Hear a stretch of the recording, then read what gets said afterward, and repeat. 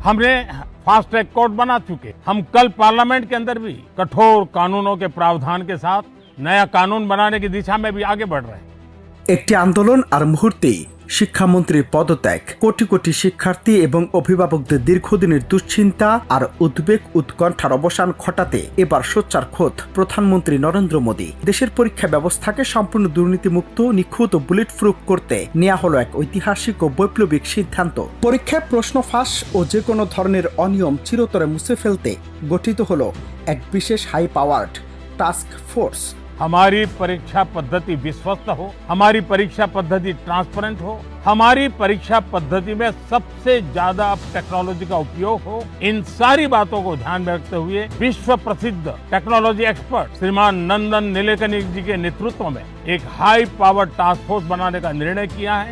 আর এই মহাপরিকল্পনার মূল কারিগর হিসেবে দায়িত্ব দেওয়া হয়েছে ভারতের প্রযুক্তি জগতের কিংবদন্তি এবং আধারের রূপকার নন্দন নীলেকনিকে। তরুণ সমাজের স্বপ্ন কঠোর পরিশ্রমকে সুরক্ষা দিতে সরকারের এই মাস্টার প্ল্যান নিয়ে রীতিমতো তোলপাড় দেশ জুড়ে। শিক্ষার্থীদের উজ্জ্বল ভবিষ্যৎ নিয়ে যারা এতদিন ছিনিমিনি খেলেছে বা কারচুপি করেছে তাদের জন্য এটি শেষ বার্তা, কাউকেই ছাড় দেওয়া হবে না। প্রধানমন্ত্রী অত্যন্ত কঠোর ভাষায় জানিয়ে দিলেন অপরাধীদের ইতিমধ্যে একে একে শ্রীঘরে পাঠানো হয়েছে। দ্রুততম সময়ে জালিয়াতি চক্রের কঠোর শাস্তি নিশ্চিত করতে কাজ করছে ফাস্ট ট্র্যাক কোর্ট। শুধু তাই নয়, সংসদে পাশ করা হচ্ছে এমন এক যুগান্তকারী আইন যার ফলে প্রশ্ন ফাঁস বা অনিয়মের সাথে যুক্তদের খেসারত দিতে হবে চরমভাবে। সরকারের এই জিরো টলারেন্স নীতি দেশের লাখ লাখ পরিশ্রমী শিক্ষার্থীর মনে হারিয়ে যাওয়া আস্থা আবার ফিরিয়ে আনছে।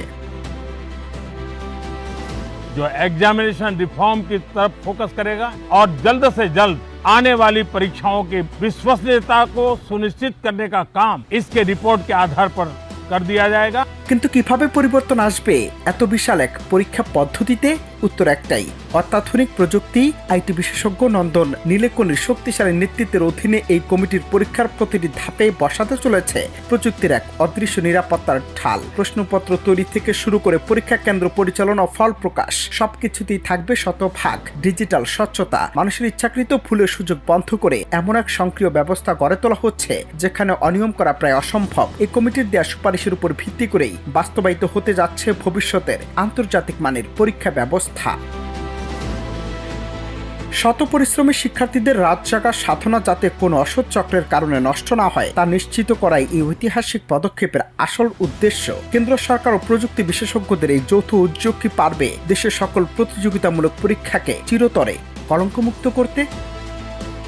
অনন্ত হাসান মাসুদ, বাংলা টিভি।